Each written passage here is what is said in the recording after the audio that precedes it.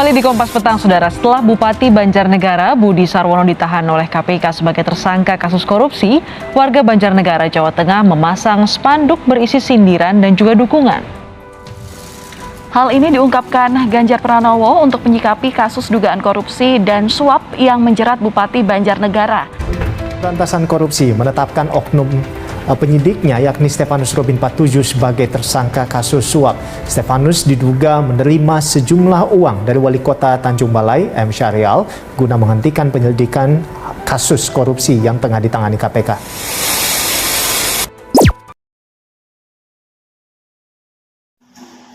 Korupsi ada di tengah-tengah kita, mulai terbentuknya suatu organisasi, apalagi organisasi yang erat kaitannya dengan politik. Berbagai upaya yang telah dilakukan oleh pemerintah untuk mencegah terjadinya korupsi. Seperti pada Orde Baru, pemerintah telah membentuk tim Komisi Pemberantasan Korupsi, yaitu KPK. Namun, korupsi tetap merajalela di negara kita. Korupsi berasal dari kata rasuah atau dalam bahasa Latinnya corruption, yang berasal dari makna kata corrupere yang artinya merusak, menggoyahkan atau menyogok, adalah suatu tindakan yang dilakukan oleh para pejabat publik yang terkait di dalamnya yang secara tidak legal menjalankan atau melaksanakan kewenangan untuk mendapatkan kepuasan pribadi. Untuk bentuk korupsi di sini ada dua. Yang pertama, penyogokan. Penyogokan adalah korupsi yang melibatkan dua pihak, yaitu pemberi dan penerima sogokan. Kedua, sumbangan dana kampanye dan uang haram. Dan ada pun motif dari tindakan korupsi. Pertama, kurangnya transparansi di pengambilan keputusan pemerintah. Yang kedua, kampanye politik yang mahal dengan pengeluaran lebih dari pendanaan politik yang normal. Yang ketiga, proyek yang melibatkan uang rakyat dalam jumlah besar. Dan yang terakhir, lemahnya ketertiban hukum. Berikut adalah beberapa dampak negatif dari korupsi. Pertama, tindak korupsi itu mencerminkan cara untuk mencapai tujuan-tujuan yang ditetapkan oleh pemerintah. Kedua, korupsi akan segera menular ke sektor swasta dalam bentuk upaya mengejar laba dengan cepat. Ketiga, korupsi itu mencerminkan kenaikan biaya administrasi. Keempat, jika korupsi itu merupakan bentuk pembayaran yang tidak sah, maka hal ini akan mengurangi jumlah dana yang disediakan untuk publik. Kelima, korupsi itu merusak mental aparat pemerintahan, melunturkan keberanian yang diperlukan untuk mematuhi standar etika tinggi. Pencegahan korupsi terbagi menjadi 3. Yang pertama, strategi preventif. Apa sih strategi preventif itu? Strategi preventif merupakan strategi pencegahan yang ditempatkan pada sektor-sektor yang terindikasi adanya korupsi, sehingga dapat meminimalisirnya. Contoh sektor-sektor itu seperti tatanan keuangan negara. Nah, di situ kita butuh menguatkan sektor-sektor, menguatkan pengawasan agar meminimalisir terjadinya korupsi. Yang kedua, strategi deduktif.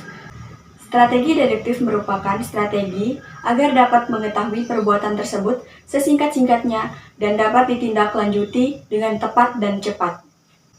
Yang ketiga, strategi represif. Strategi represif adalah strategi untuk memberikan sanksi hukum yang setimpal, secara cepat dan... Berdasarkan Undang-Undang Dasar 1945, Indonesia termasuk negara hukum. Maksudnya, bahwa segala sesuatu permasalahan di Indonesia dapat diselesaikan dengan jalur hukum. Hal itu seperti yang tercantum dalam Undang-Undang Dasar 1945 Pasal 28D ayat 1 yang bunyinya, setiap orang berhak atas pengakuan, jaminan perlindungan, dan kepastian hukum yang adil serta perlakuan yang sama di hadapan hukum. Nah, maka dari itu, berarti hukum harus ditegakkan secara adil bagi seluruh rakyat Indonesia.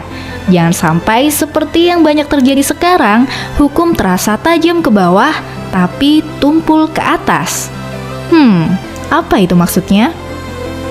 Istilah tersebut muncul ketika mulai banyaknya pengenaan vonis hukuman yang dirasa nggak adil antara kaum kasta bawah dengan kaum kasta atas.